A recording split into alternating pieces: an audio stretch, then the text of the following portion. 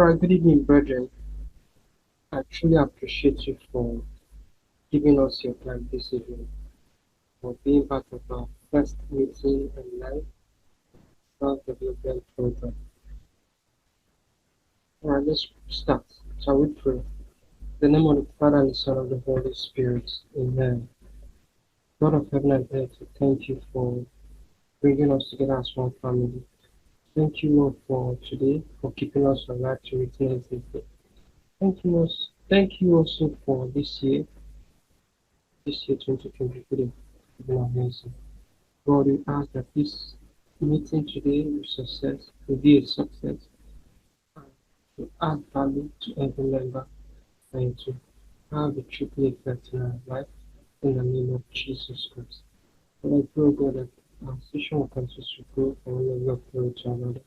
In Jesus' name, amen. Lord, Father, Son, Holy Spirit. Amen. All right, thank you. I just want to use this medium to invite our speaker tonight, nice speaker. Okay, Thomas Aquinas, thank you for taking up the responsibility to lead in this discussion. So tonight we'll be discussing on goal setting and personal branding.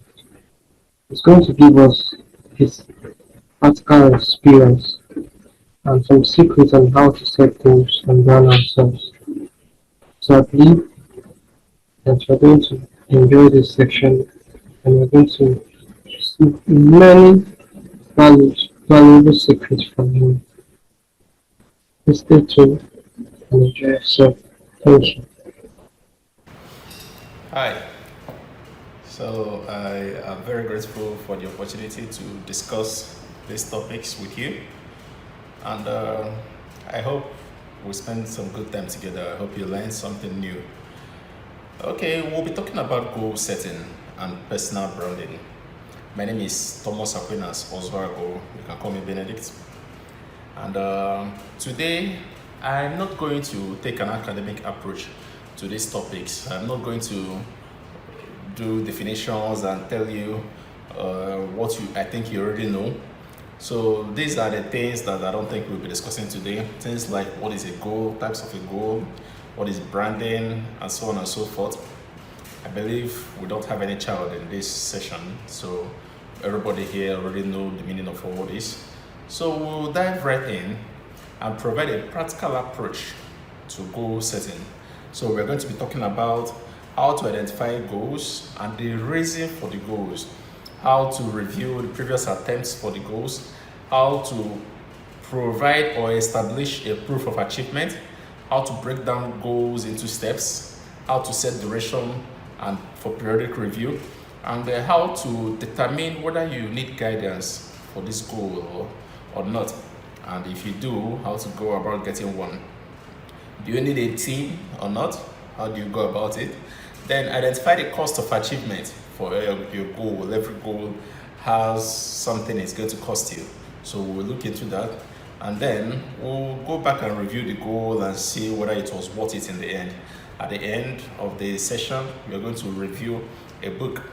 So I hope you enjoy the session. Please feel free to drop any questions on the message platform during the interaction. I will not be able to see your messages because I'm not using multiple screens, but the coordinator, Mr. Uchenna, will call my attention when the need arises. Okay, the session are 2 in number for today. We'll be talking about goal setting and then we're talking about personal branding. So there's no need to go through the content of personal branding till we get to that point. So let's dive right into goal setting. As I said, these are practical steps, all right? So the first thing you need to do for you to benefit from this webinar is to get a writing pad and a barrel, a pen, all right? So in that writing pad, I want you to please do something for me. Write down one of the goals that you set out to achieve this year. Just one goal, okay? Please, I do not want you to think of a goal right now. I want it to be something that you've always had in mind that you would like to achieve, and if it would be good if you decided that you have to achieve it this year. All right, so please just take a few moments and do that. Okay, it doesn't matter if it's something you've tried before, as long as you've not achieved it yet and then you would like to achieve it. So have you written it down? Please, I want some responses on the message platform. If you've written it down, say yes so that I will know that you're following. Okay, so having done that, what is the purpose of this goal that you've written down now? Please look at it and tell me, why do you want to achieve this goal? So many people have different reasons why they pursue their goals.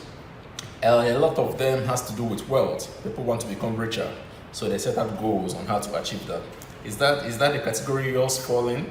Do you want to become richer? Is that why you're setting out to achieve this goal? So people want to be happier, so they set trajectories for themselves on how to achieve a happier life, and they make it a goal and they pursue it. Does your own fall in this category? Or do you want to be loved? Is this why you want to achieve this goal? Or do you want to live a longer life? Is your goal about wellness, fitness, or self-preservation? Or do you want to be feared or respected? This is what a lot of people want. There's nothing bad about it. So, but I want you to categorize your goal based on some of the examples that I've given you, or if I have not given an example that conforms with your goal, please take note. What is the purpose for your goal? Do you want to be famous? Do you want to be well known? Is this what you are setting out to achieve? All right. It's important for you to know the purpose, because you don't just set out to achieve something without understanding why. If that is what you're doing, then you are roaming around blindly in the forest. You shouldn't do that. There has to be a target, and the target has to have a purpose. This is what is going to drive you to the end. Okay, now that you've established why you want to achieve this goal, let's look at your attempts in the past at goals. Whether this particular goal, if you've tried it before, or other goals that you've attempted in the past, and ask ourselves some very important questions. Did you succeed when you tried it the last time? If it is this particular goal, then I'm guessing the answer is definitely no. But if it is other goals that you've dealt with in the past, then it could be a yes, it could be a no. Okay, but the question is why?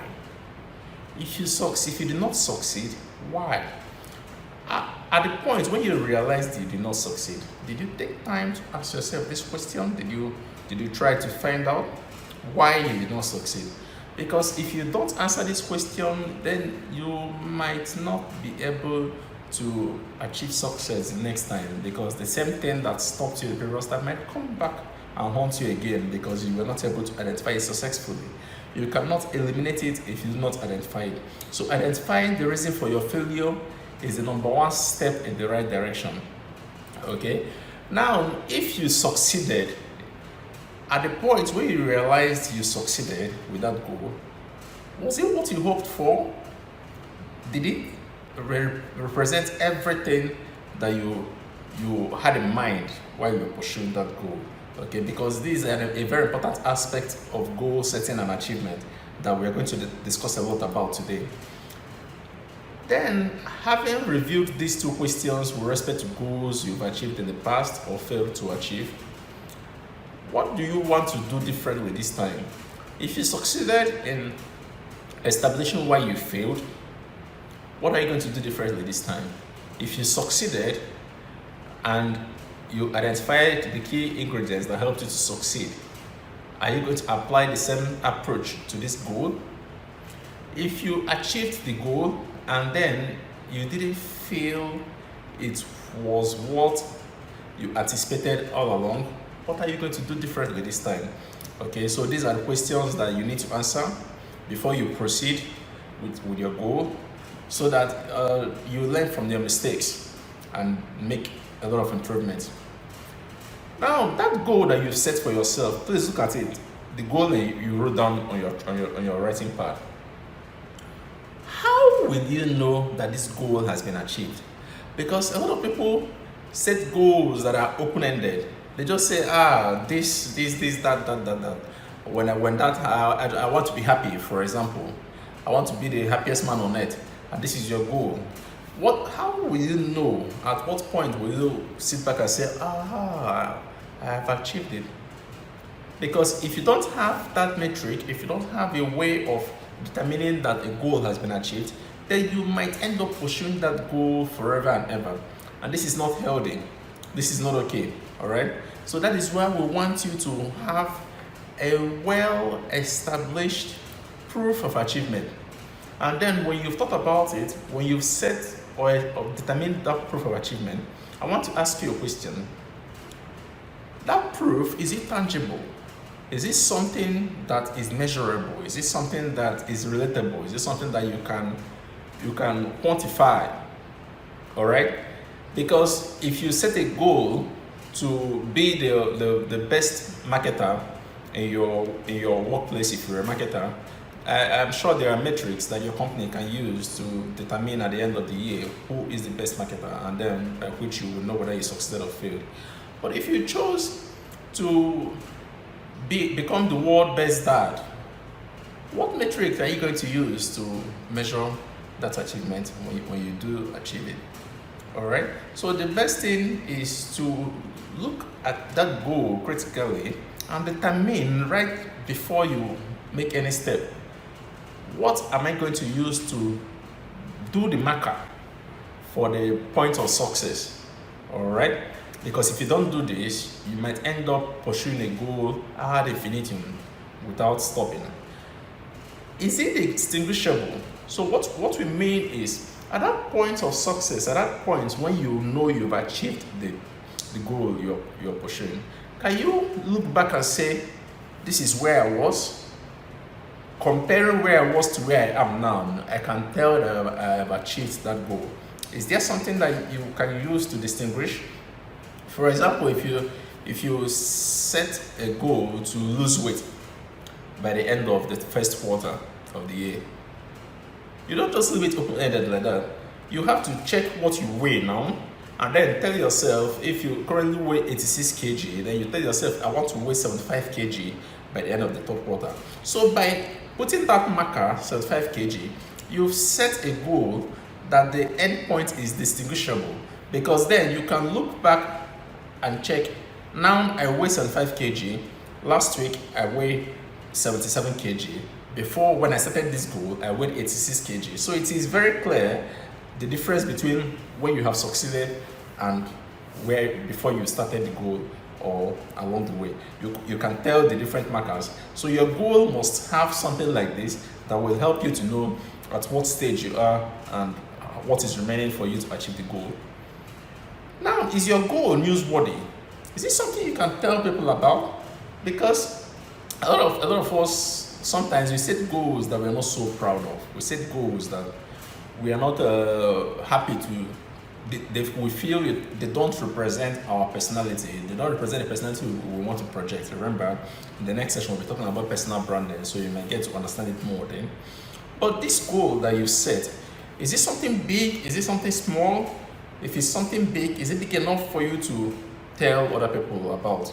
Okay, because if it is, then it may be necessary, it might help you to share with some people, either along the way or at the end, because it is important to celebrate successes with your goals. But not every goal is worth celebrating.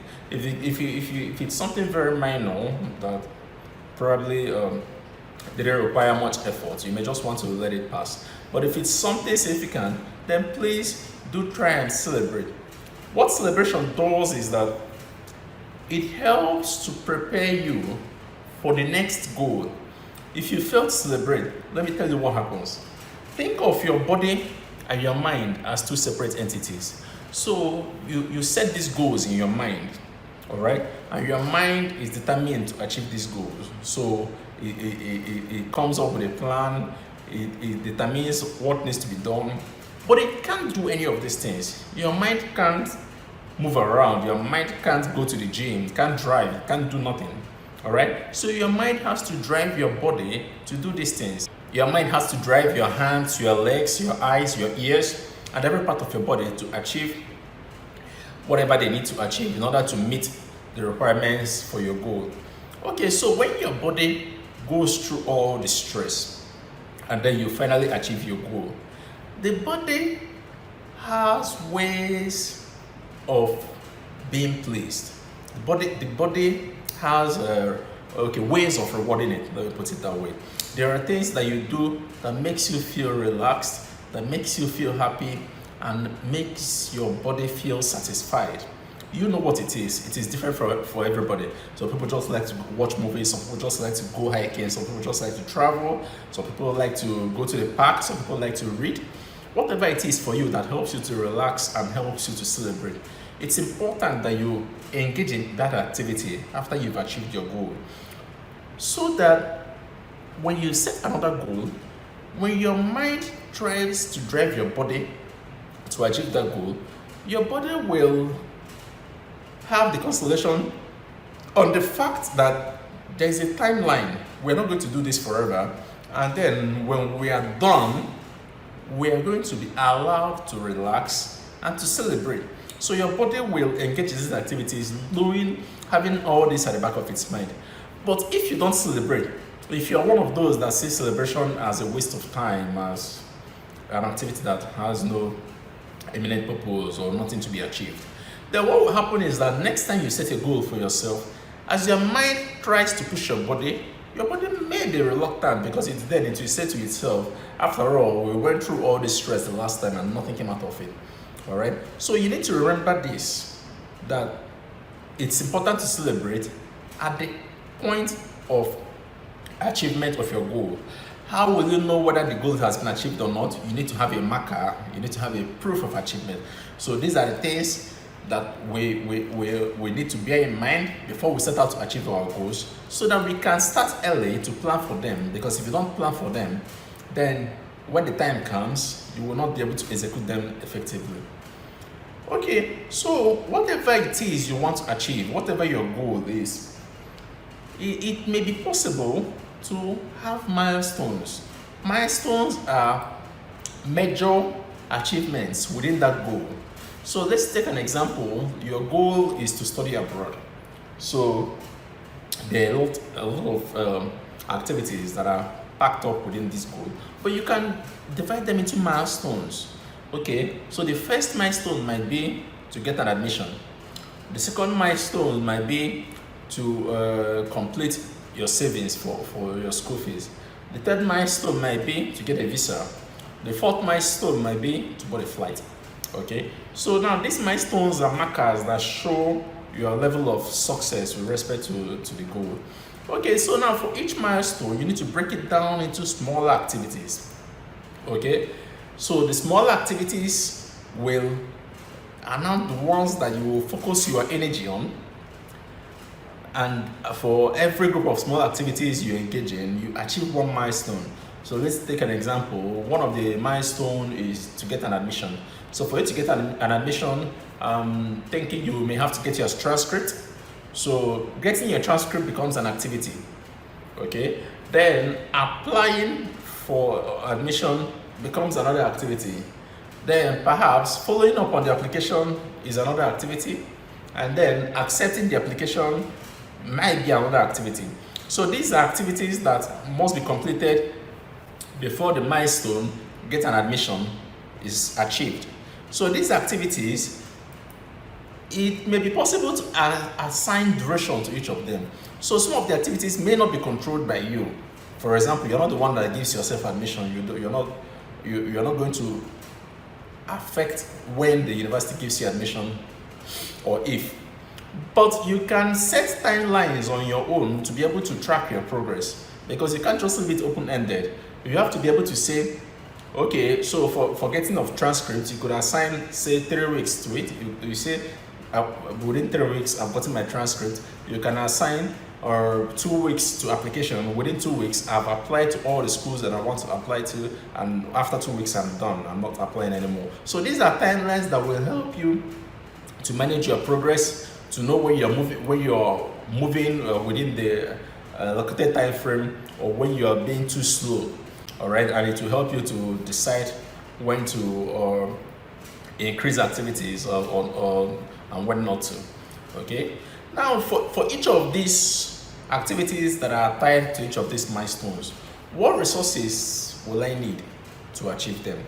Okay, so it is better, some things you don't have control over, as I said, but it's better to have something penned down.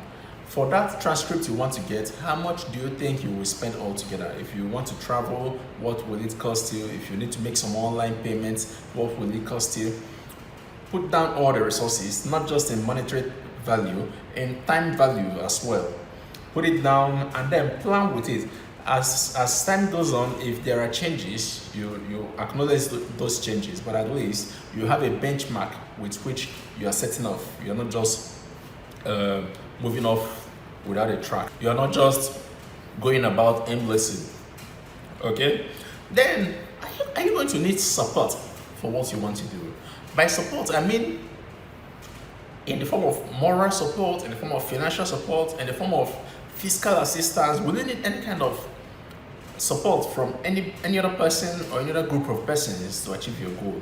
It is important to determine this or establish this at the beginning before you even set out, so that you can plan, so that if these resources are difficult to get, you can start ahead to plan on how to get them. If these people are difficult to reach, you could start ahead to make that part of your plan. Now, if it's a human being that you need your help, if it's somebody, maybe a senior to you, either at work or in your family setting, or a friend, okay? By the time you identify the part, the role that you want that person to play in assisting you, you need to decide whether you want to share just the areas that concern that part with the person, or if it is necessary to tell them about the entire goal. Mind you, it doesn't always yield good fruit when you go about telling everybody about your goals. Some people may not want you to achieve them, depending on the goal you set for yourself and depending on your relationship with those people. For different reasons, some people may not want you to achieve your goal. There are 3 reasons I can think of. The first reason is the person is better than you and they want to always be better than you. And this goal that you set for yourself might remove you from that position and they're not happy. So you go to them because you need their assistance, and then you tell them about the entire plan, about the entire goal. And then they do their best to frustrate your effort because they don't want you to succeed. The second reason might be because your success will affect them negatively. Maybe 2 of you are in a workplace, and this goal that you set for yourself will make you to stand out and make you a better candidate for a promotion, for example. How can they want this when they also want to be promoted? All right. So if this person is not a good person, then they wouldn't want you to succeed, because then by doing so, you impede their own chances of success. The third reason might be because you are in competition with somebody that they are supporting. Perhaps you're not aware of this. Maybe your goal is to get married, for example, and they also have a sibling who is not married yet. They consider you and their sibling in some sort of competition that you may not even be aware of. So they feel that if you get married before their sibling, their sibling have lost. So they want to stifle your effort to see that their sibling gets married before you. It may sound crazy, but people do this kind of stuff all the time. Apart from marriage, with so many different things. So that means you have to be careful what you tell the person. So if it is enough to just tell them the role that they need to play in assisting you, then by all means, please share that part with them and leave the rest out. Okay? Then, how do you approach these people for their support? You need to establish this at the beginning as well. We don't want you to come up with any surprises. We don't want you to jam any hitches because you did not plan.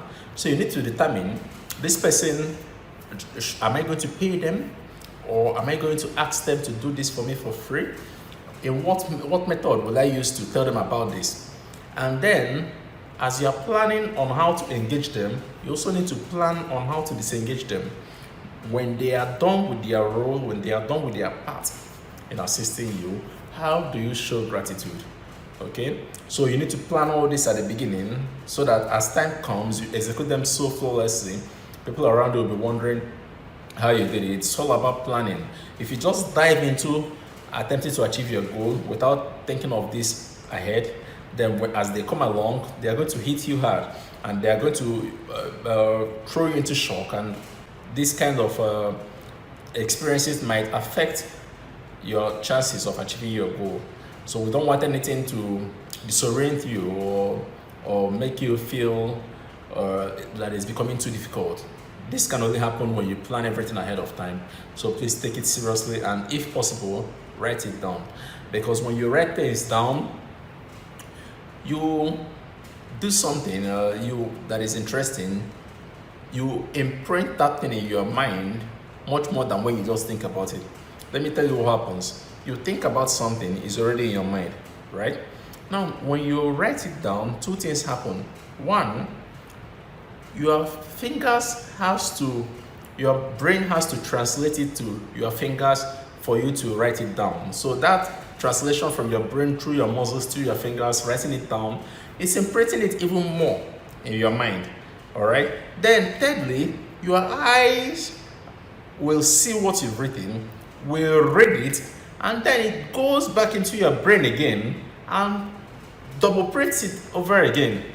Okay, so it leaves a much bigger impression when you write something down than when you just think about it. Remember, ordinarily you can read something that you did not write and then remember it later on. So imagine when you read something that you already know, then you are reinforcing the memory. Okay, so it makes it more difficult for you to forget. Then secondly, when you write something down, you are allowing your brain to have freedom to think about new ideas, because anything you've written down, your brain considers this secured. Your brain feels like, okay, this one is in the bag. I won't forget. I can't forget because it has been stored somewhere else. Okay, so now let me roam around and look for other ideas. But when you don't write it down, your brain, sensing that this idea is important to you, will try to hold tightly onto it. And this will restrict its ability to explore and generate new ideas. All right, so think about it and make sure you put it down before you set off. Okay, now for anything that works, it's important as it progresses that we always look back and review our progress and see how far we've gone, what is remaining, and what more we need to do to achieve our aim. Okay, so what are the factors that might change before my goal?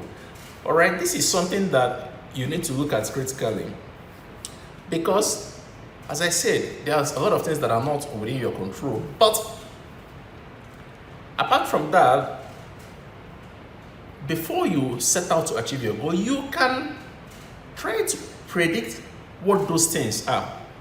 Okay, so let's say your goal is to buy a brand new vehicle. The model is already out and you looked at it, maybe from Toyota, you like it, and then you set out, I'm going to buy this vehicle this year.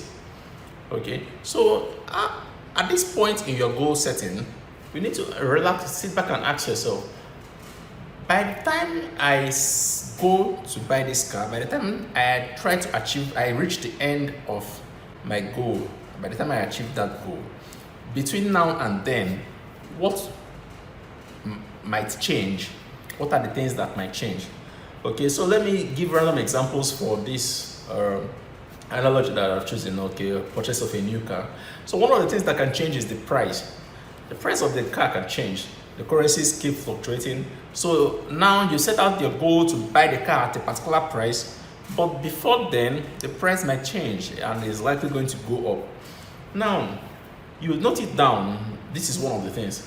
Another thing that might change is, let's say, to your surprise, the manufacturer of the car might recall it because of some defects that the early users have detected. So this is something that can change before then.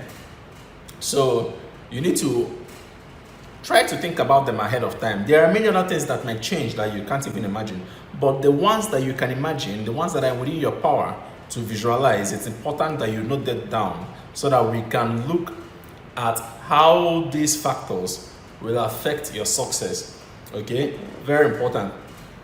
So the examples that we've given, for example, the increase in price of the commodity you want to purchase, how is it going to affect your success? Definitely it will, because I'm sure that if you followed the steps that we provided, by now you have your milestones, you have your steps, you have your activities. So part of them might involve saving some money for the car through some various processes, and you already have a target of how much you want to save. Okay, so now if the price increases, it definitely affects you, because by the time you save the originally agreed price, then you will not be able to meet your target. Okay, so these are factors you need to put into consideration now. Is there something that might change that will render my goal completely invalid? What it means is there something that might change along the way that will make me decide that I shouldn't pursue this goal anymore. So, for example, we give an instance where the manufacturer of the car decides to recall it because the early users noticed the defect. Will this push you to decide not to buy a car at all, or are you simply going to look for a different car? So these are questions you need to answer at the beginning. Let's say the students who wants to complete their studies abroad, as they are planning, at this stage, they ask themselves, is there anything that will happen that might render this goal invalid? So if the student is already working, then they might ask themselves, okay, if I happen to land a job that pays me so and so amount, will I still want to further my education now? Would I want to leave that job to travel abroad to further my education? So if the answer to this question is no, then of course you have a factor that might render your goal invalid. Why it is important to identify these things early is because if you don't, then these things might happen and you won't be aware. For example, if you do not identify that the changing of price in the value of the commodity might affect your goal, then the price of that commodity will change and you won't notice because you never bother to check. Nothing will prompt you to go and check because you never thought about it. But if you pen it down that it is possible that the price might change, then you see that your attention will always be there. You always go to check how much is it now, how much is it now. Okay? Because if you don't do it, then one of those things might happen, render your goal invalid, and you are not aware, and you are continuing to pursue that goal. So by the end, when you reach the finish line, you realize, I wasted all my time. Okay?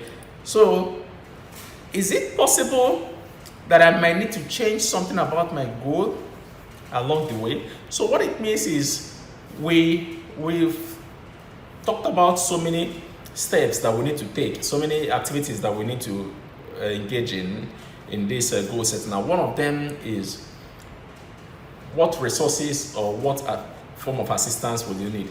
So we've written down all those things. Now go back and look at them and ask yourself, is there anything that might happen that might cause me to decide that I no longer want to use this resource to achieve my goal, or I no longer want to use the assistance of this person to achieve my goal? Okay, another random example.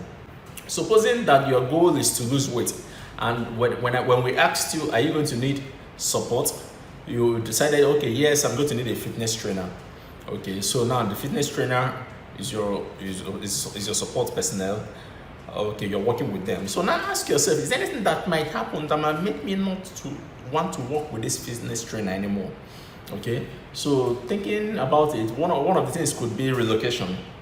What if you move away from your current city and move to another city, or the fitness trainer moves to another city?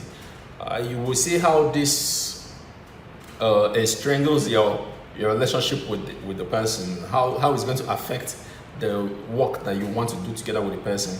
So this is a factor that might affect your partnership with the person. So you need to think of this ahead of time. You can't think of everything, but the few you think about will serve as an excellent guide and protect you when the unexpected happens. Okay, so you write these things down, things that might make it cause you to stop using a particular resource and in the course of achieving your goal, or to stop using the support or the assistance of a particular person when you in your attempt to achieve your goal. Then, how often do you need to check how far you've gone? This depends on how long it's going to take you to achieve the entire goal. If it's a goal that might take 1 year, then it might make sense to review it every quarter. Also, depending on how sensitive it is that you find out the instance you are going astray, it may be necessary to review it every month. So everything depends on the nature of the goal, the size of the goal, the number of activities, the duration of the activities, how frequent the activities occur. So these are the things that will help you to set up the timeline for the review. But then, apart from the timeline, another thing that is very important is the steps for the review. What will the review imply? If your objective is to lose weight, of course, definitely, you can always check your weight to see if you're making progress or not. Okay. Now, if your objective is to go abroad to complete your education and you set those milestones. Okay, so you can ask yourself, which milestone am I now? I've gotten my transcript. I've not gotten the admission. Have I applied for the admission? Yes. Have I applied to the number of schools that I proposed to apply to? Yes. So has any of them replied? No. So these are the checks. This would be the kind of checks you will need to do on your progress report. So depending on the goal, I'm sure everybody listening to me has written down different kind of goals. So please, I'm just giving you these examples to guide you. But it's important that you think about the goal and decide which of the examples apply to you, and if not, think of what applies to you and then write it down. Okay. Now, should I involve another party in the review process? Sometimes it is not good to be the judge in your own case, because you will not be totally honest with yourself. So it may be better to involve a third party, because a third party will be able to tell you honestly whether you are on track or not, especially with goals that have to do with healthy lifestyle. A lot of people set out to eat healthy, for example.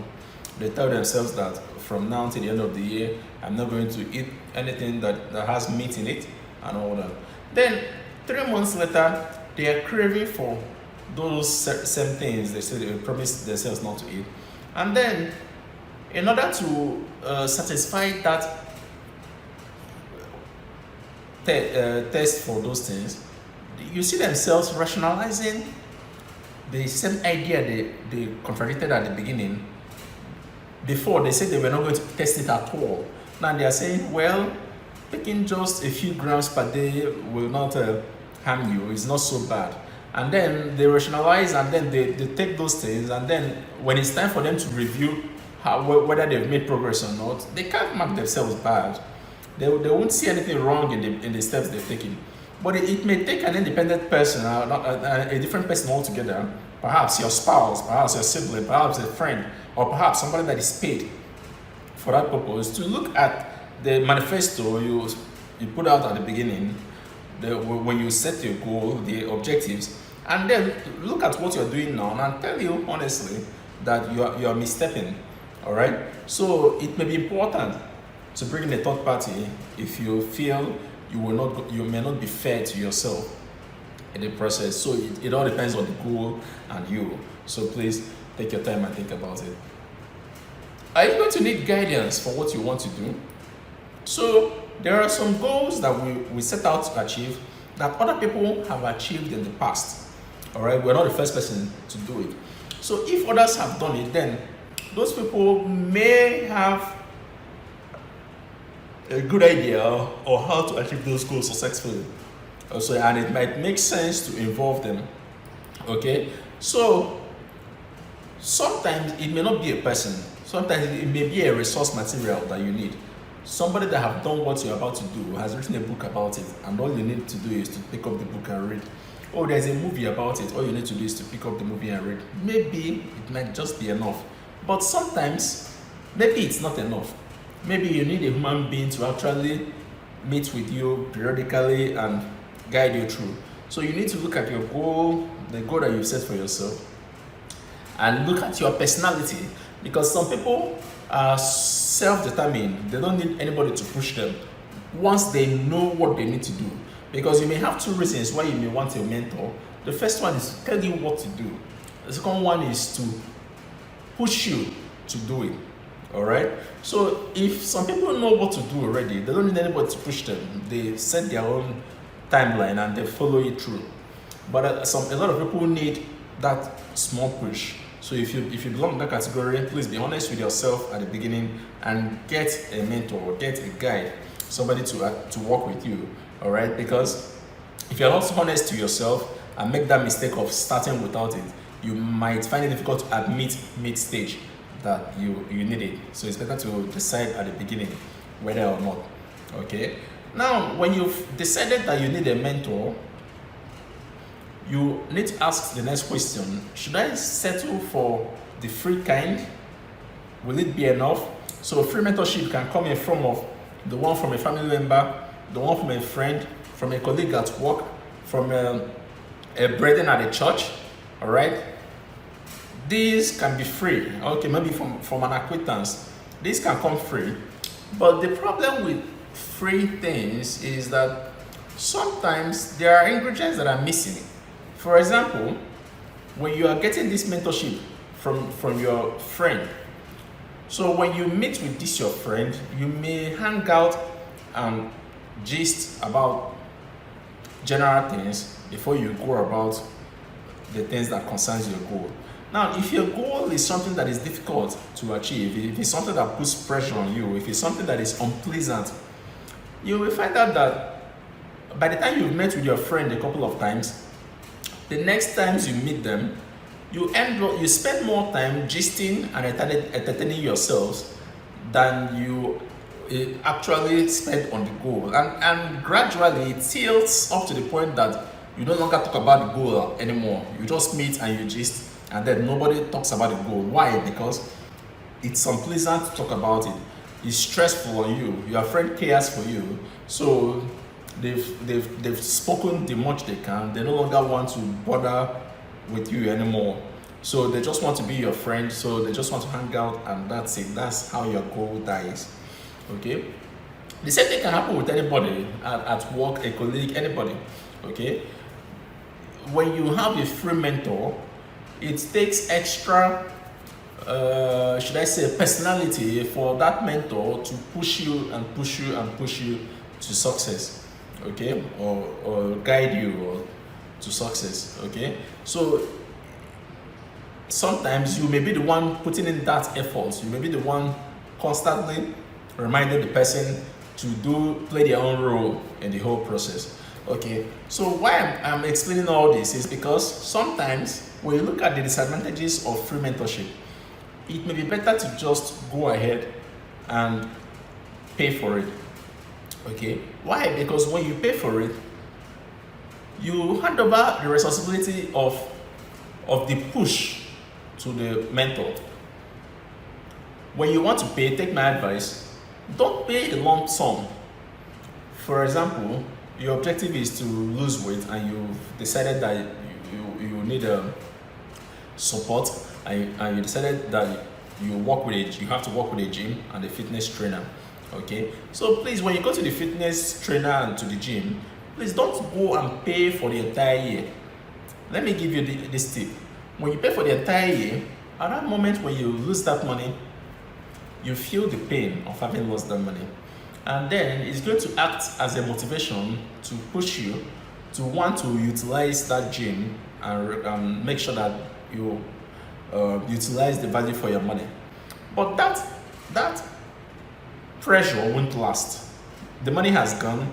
Very soon, some money will come in and replenish it, and the emotions that are tied to that money you spent will diminish gradually. 3 months maximum, and that the pressure of having spent that money is gone. Whatever other drive you have will come from a different source. But if you choose to pay, okay, and then your fitness trainer as well. I don't know if you've noticed this thing that happens when you go to a shopping mall. When you enter the shopping mall and the attendants, when they see you as a potential customer, they flock around you. Everybody wants to talk to you at the same time. They're telling you about this product, they're telling you about that product, trying to convince you to buy. Okay? Now, when you select a product, and when you go to the counter to pay, or even after you've paid, other customers have come in. Those attendants are trying to sell to those new customers. If you ask the attendants a question, just try this if you don't believe me. The same attendants, if you ask them a question, especially when the new customer is also trying to communicate to them, they will give priority to the new customer. They will answer them first before they attend to you. Why? Because they consider you a done deal. They've sold to you, their sales record have increased as a result of your purchase. They don't see what else they can benefit from you at that moment. And their next target is this new customer who hasn't added to their sales record. So they need to focus all their energy on him or her and get him or her to buy whatever they are selling. So whatever question you're asking at that time, please hold on, I will attend to you. Okay, so that's how it is almost everywhere with people and money. So once you've paid your gym instructor or the gym for a whole year, after a few months, they no longer feel the impact of that money you've paid. All right, they just see you as that customer is a closed deal. All right, so they won't pay much attention to you anymore. But notice that the ones that pay them monthly, and then if they fail to come to the gym, or if they think they won't come to the gym often in a month, they won't pay for that month. They pay a lot of attention to these people because they don't want them to miss their next month's payment. So they will be the one encouraging them, they will be the one advising them, they will be the one calling them, asking, are you not going to show up? Because they want to get that next month's check. So 1 year is a long time. It's true that they want to get your check next year as well, but out of sight, out of mind. 1 year is such a long time that it's more difficult for them to see that vision. But the next month, they can see it very easily. So that's why I'm advising you, that kind of thing, you pay per month. This will motivate both you and your gym instructor to give you the push that you need to achieve your goal. Okay, so just take this example that I've given now and apply it to your own personal goal and see if it makes any sense. Okay, so how do you find a mentor? So please, there are a lot of factors to consider when choosing a mentor. Okay, so it's not enough to say, this person is very popular, it comes, I recommend it, let me go with him or her. Sometimes that's not all you need. Okay, because the person might be very popular and may not have time for you at the same time. Okay, then sometimes you hear, this place is very good, I hear they are doing very well, but you need to sit back and ask, how far is it from my house or from my place of work?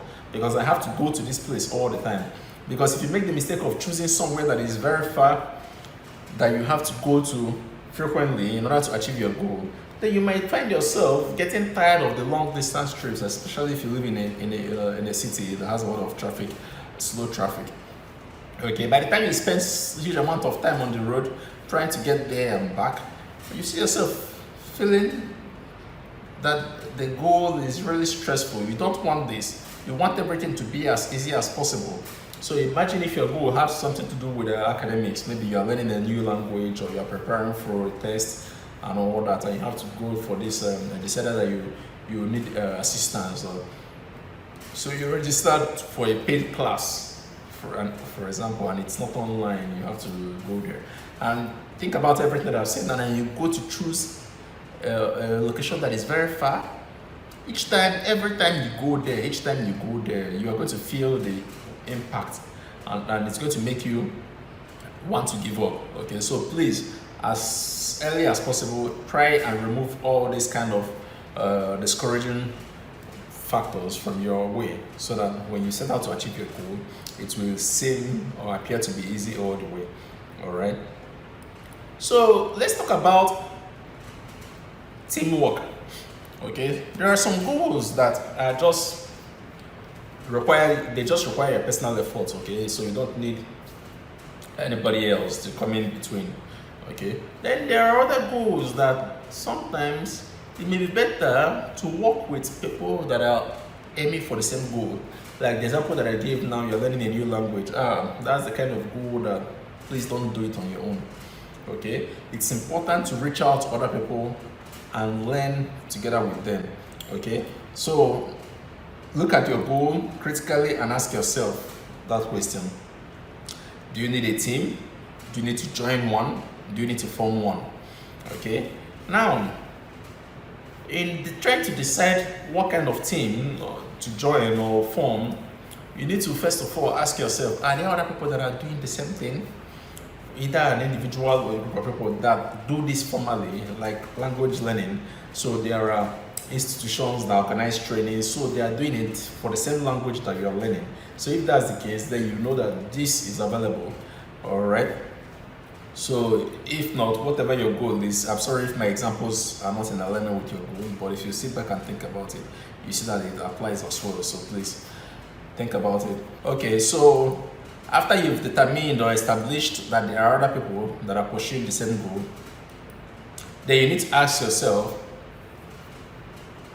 will it help my cause to join these groups? So it's not all the time that being part of a group works for you.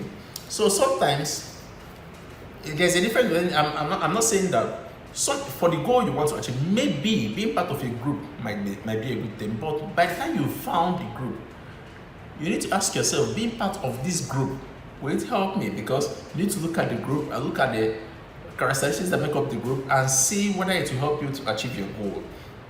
So let me give you a random example. Okay, so your goal is to prepare. You want to write a test, and a language test, for example, an English test, maybe preparation for traveling to an English-speaking country.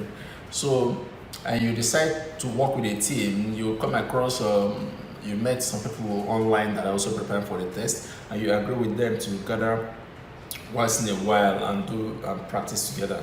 Okay, so then you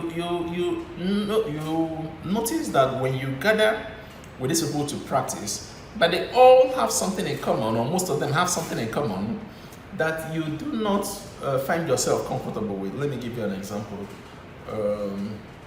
When you gather, just a random example, I'm sorry if it doesn't look realistic to you, but just take the lesson there and apply it to your own case and see if it helps. Okay, so let's say when they gather, they like to party, they like to go drink and go smoke. Okay, so and they do this often whenever you gather to maybe immediately after your lesson and all that. Okay, and you see that they do this together, and you spend time with them. So if you are worried that spending time with them for another reason to learn English together might end up influencing you to behave in the way they are behaving, which you do not appreciate. So you see that working with that group, this particular group, might not be the best course of action for you, because in the end, you will pass your English test and also pick up some character that you're not so proud of. So that means that this group may not work for you. That means you may need to look for another one. So this is what I'm talking about. Okay, determining whether you need to work with a group or not to succeed is different from having thought about the group or having found the group you're going to work with. Determining whether this group works for you. Okay, two different things. So I need you to put that into consideration. I don't want you to just dive in. It is better to do all these reviews at the beginning before you commence, so that you know how things turn out, and you'll be aware and you'll be conscious of how things turn out. Okay, so sometimes it may be better to pay to join a group. Why? Because when you join free groups, this is what happens in some free groups, in some groups that are just for voluntary participation. Everybody expects somebody else to be equal and to be up and doing. All right, they push responsibilities to other people. They expect somebody else to be the motivator, to be the driving force, to be the reminder, to be everything. But they are not contributing equally. Okay? So if you're joining a group that is joined by volunteering and is totally free, and you are not bringing anything, you're not contributing anything to the group, you're not being any significant a factor of the group, but you expect other people to do everything, then who is that person that will do those things? You will see that even if one person devotes themselves to try and organize the group, if they dispense so much energy and get nothing in return, they too are going to stop. Okay? So that is why it may be better sometimes, so that you do not risk your goal on luck if you find a good group or not, to just pay for participation in a group. So those groups that are paid, they have, of course, a beneficiary, somebody who is responsible for them, somebody who collects the money and it goes into their pocket. Now, this very person will make sure that the group stays alive, that the group stays active. Now, this very person will make sure that the group stays active, because if anything happens to the group, then there will be payment for the next month or next session or whatever, however the payment comes. Okay, so because of it, they'll be the one to motivate everybody, they'll be the one to put calls across, they'll be the one to do all those things that you were expecting some imaginary member to do. Okay, so depending on how severe the steps in achieving your goal are, you may want to consider this at this stage, whether it is important to stick with groups that are volunteer based, or whether you need to upgrade and join a professional group. Okay, something very critical that you need to think about. Okay, now, am I to join this group to get moral support or to help others achieve their own goal? Okay, so remember when I talked about free groups that everybody volunteers to join, and I said that sometimes you are always expecting other people to do things for the group to move forward, but you're not contributing equally. Okay, so I want to let you know that the more you help people achieve their goals, the easier it becomes for you to achieve yours. It makes logical sense. Let me explain. By the time you help people to achieve their goals, you notice the challenges that they face, you advise them on how to overcome these challenges, and you bring up new ideas on how to make the goals easy for them. As you are doing all these things, all those thoughts are not wasted. They are also being invested in you. So when it's time for you to do those particular things, you already know an easier way of doing them. Okay, so that's one of the benefits of trying to assist others.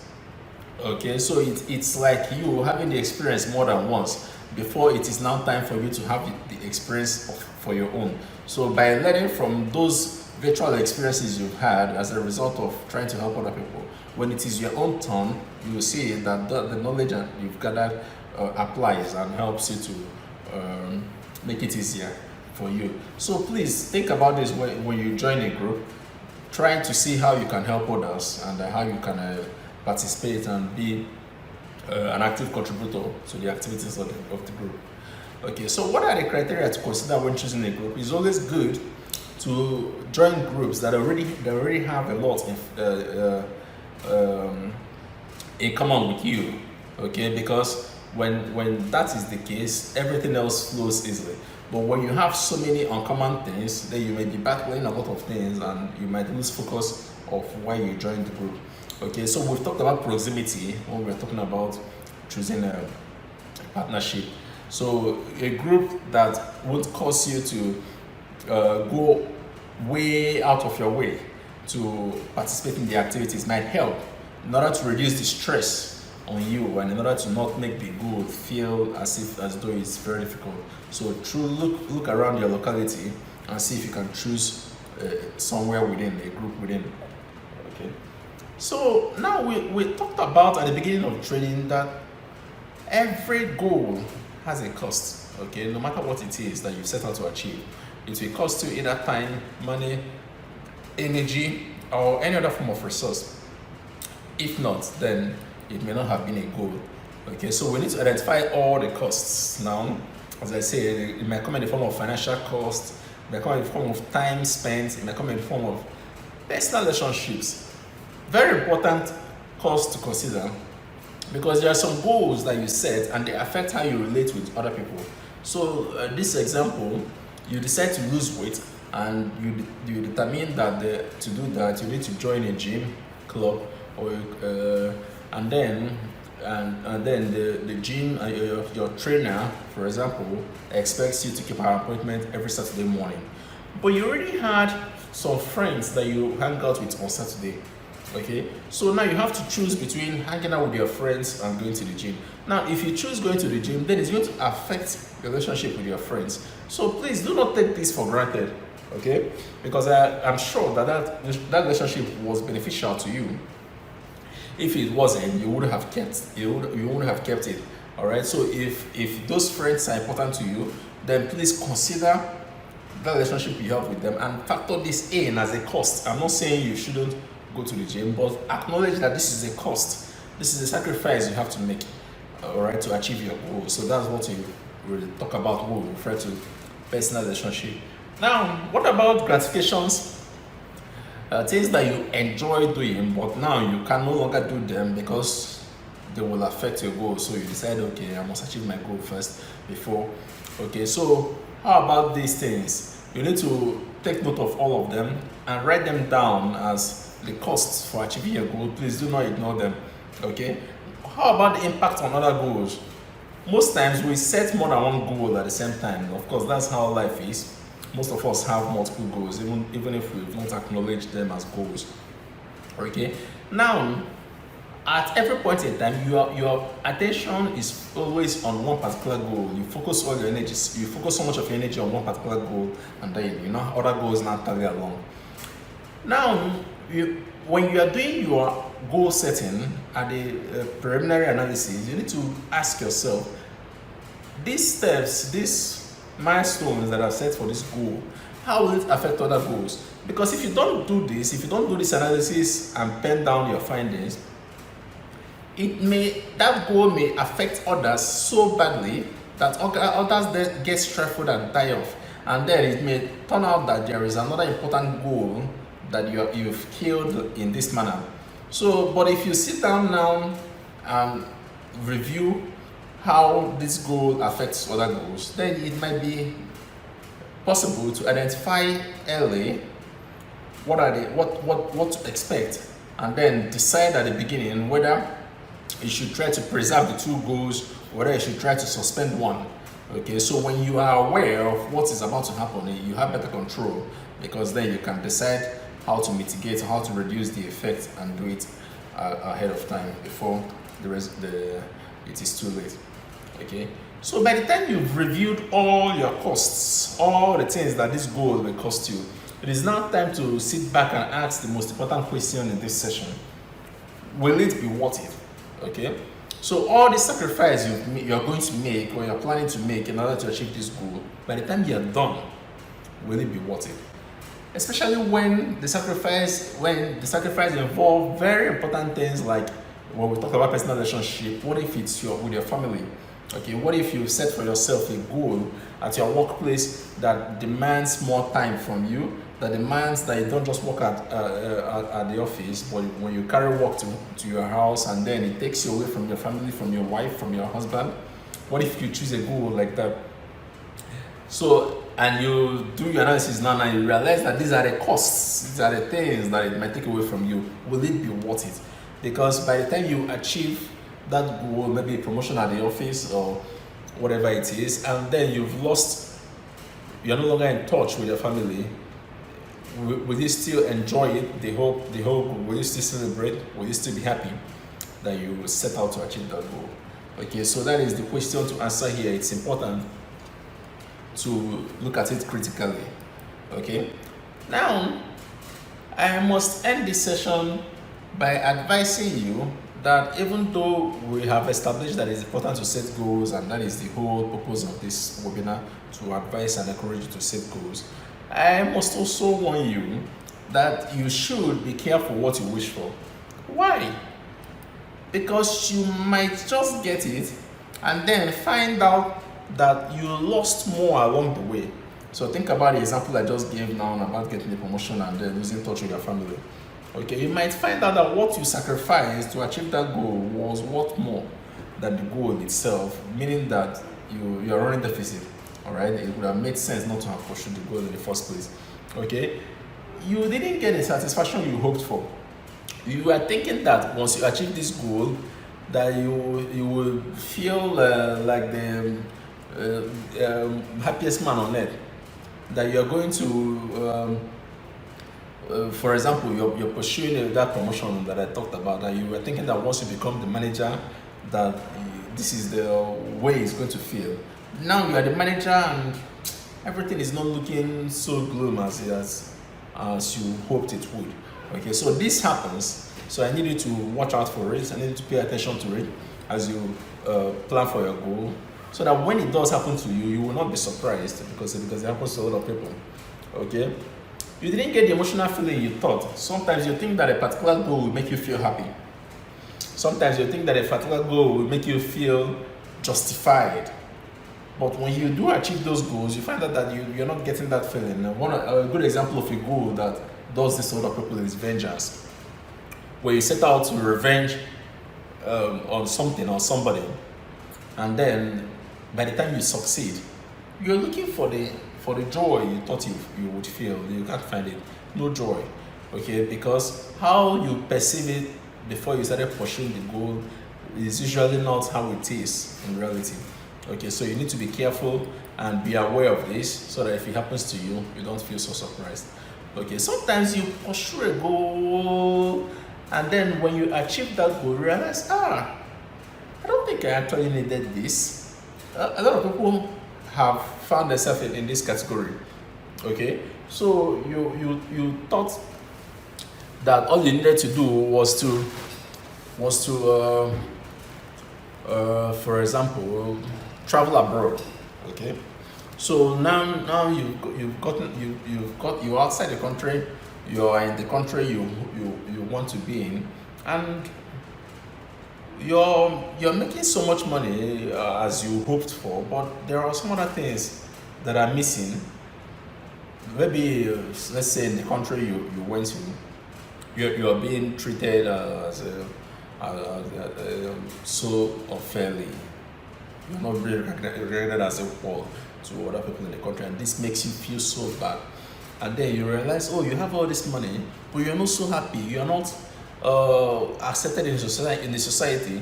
Then you think back to when you were in your country. You didn't have so much money. You just had some to go by.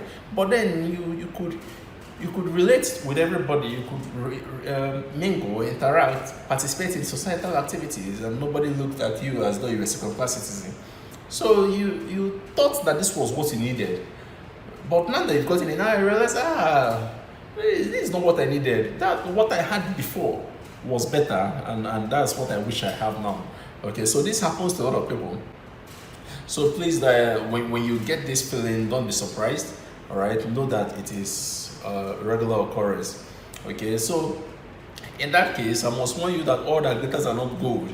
Okay, I've given instances that cover this, but just to buttress. So most times when your friends that have achieved something tell you about it, they don't give you the whole picture.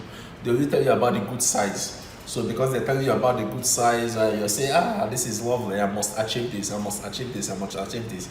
So now when you set out for it, in the process of achieving it all, after having achieved it, you will now start seeing all the negative sides that your friends chose not to tell you about. And I realize, I didn't know this was like this. I knew I wouldn't have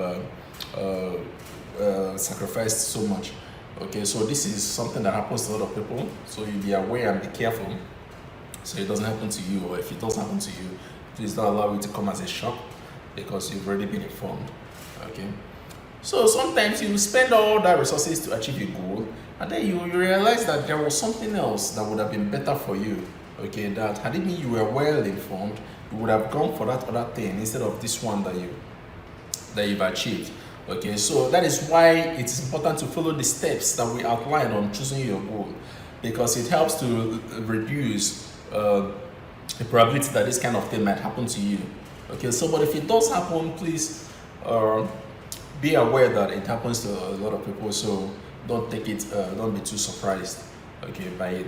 Okay, so sometimes you might achieve a goal and then for some other reason that I may not have listed here, you realize that it just wasn't worth it. Okay, so this happens to a lot of people. Okay, so what a good example of the people that feel this way is those that set out to achieve something that will involve violence. Okay, they fight a war to fight for a piece of land and all that. So by the time they are done, they've gotten that thing they are fighting for, and then they look back and analyze everything that has happened, and then they realize, I think I was better off before this. And they tell them, they admit to themselves that they shouldn't have done it. Okay, so don't allow yourself to fall in this category, because it's going to, these people that are in this category always end up feeling a lot of regret and other negative emotions. Okay, so please beware when you're setting your goals, so that you don't fall victim to any of the things I talked about. Okay, so I'm going to look at a book with you. Okay, so I've told you about goal setting. I've outlined steps that you need to take to set goals and achieve it. So I'm not going to recommend the book that does the same thing for you. Instead, I'm going to recommend a book that narrates the personal experience of people that have set out to achieve a tremendous goal and how they went about it. Okay, so the title of the book is Into Thin Air. Into Thin Air is written by John Cracker, and it's about Everest.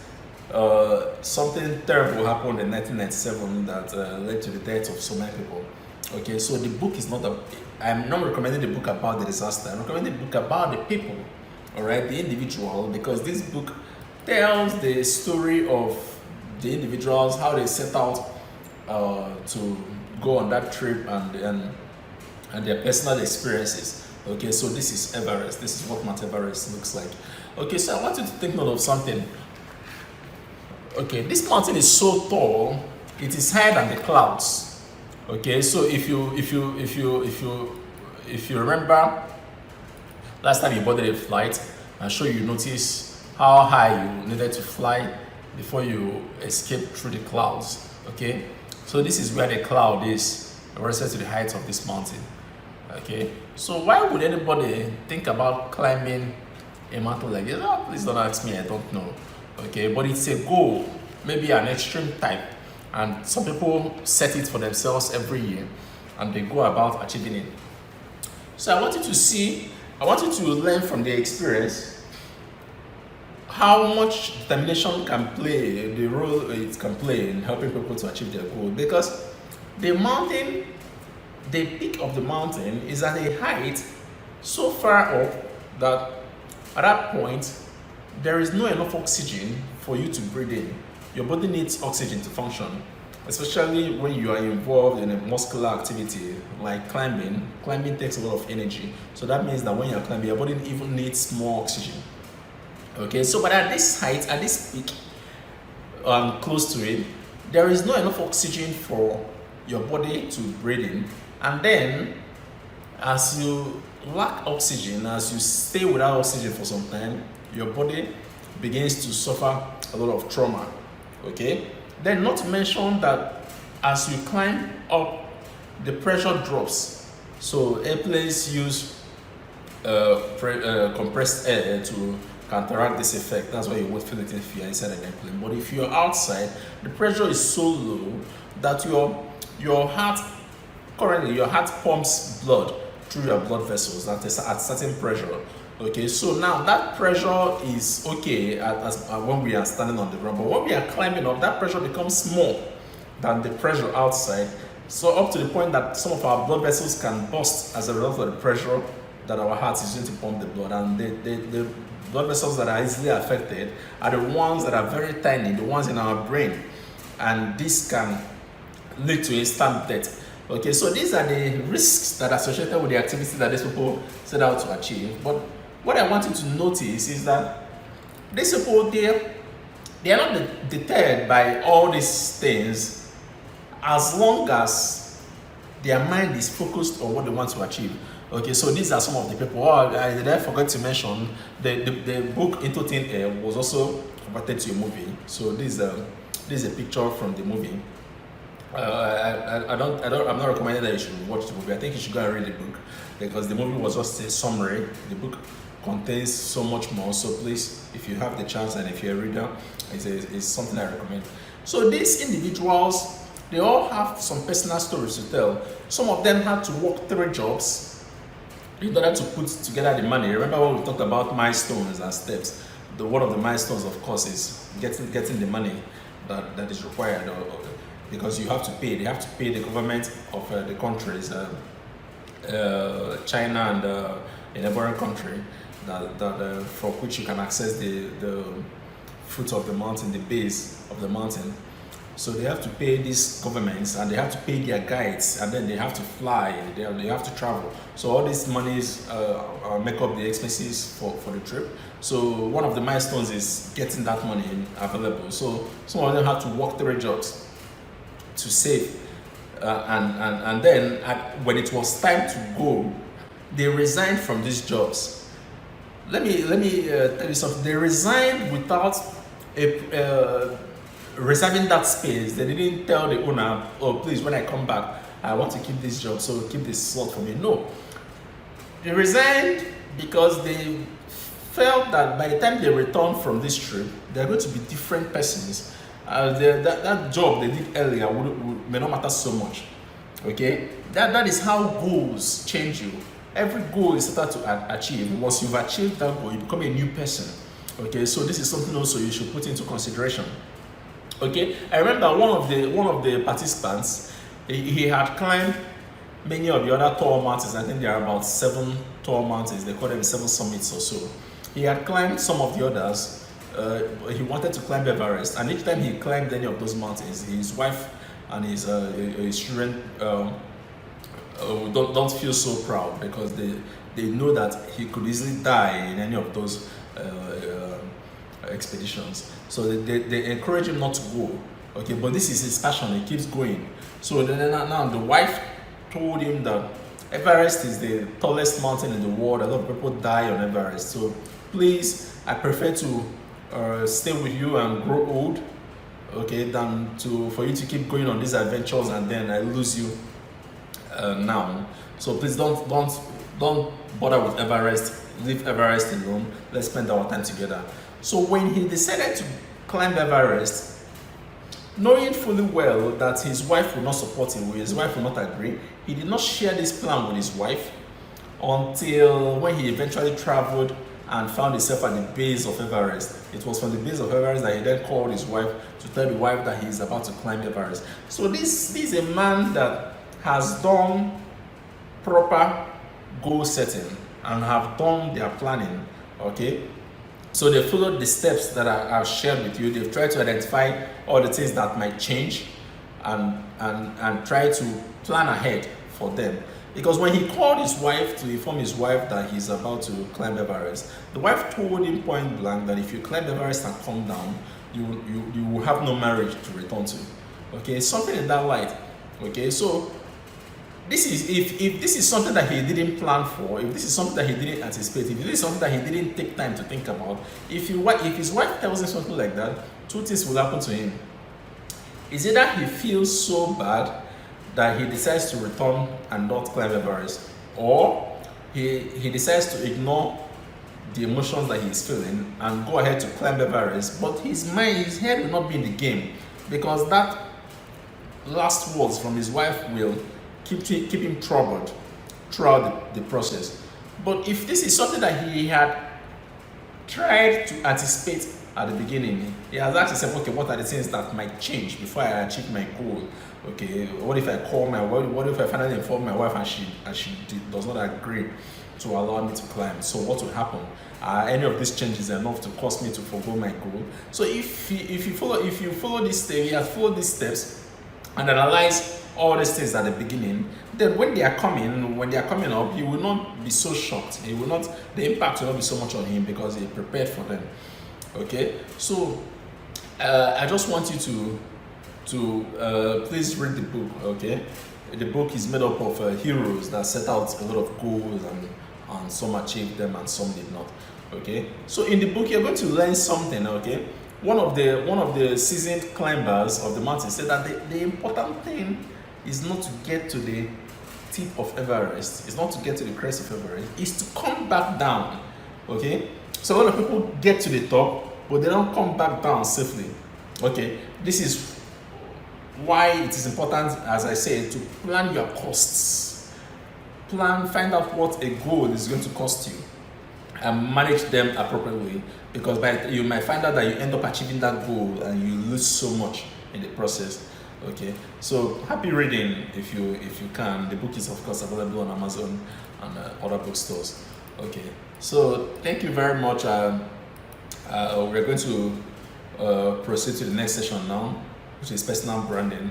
But before we go ahead, I would like to know if we have any questions, and perhaps we can also take a few minutes break to answer some questions. So Uche, over to you. So let me know when to return.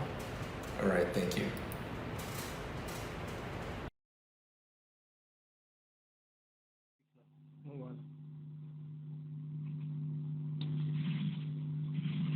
Thank you everyone for keeping staying to this very moment.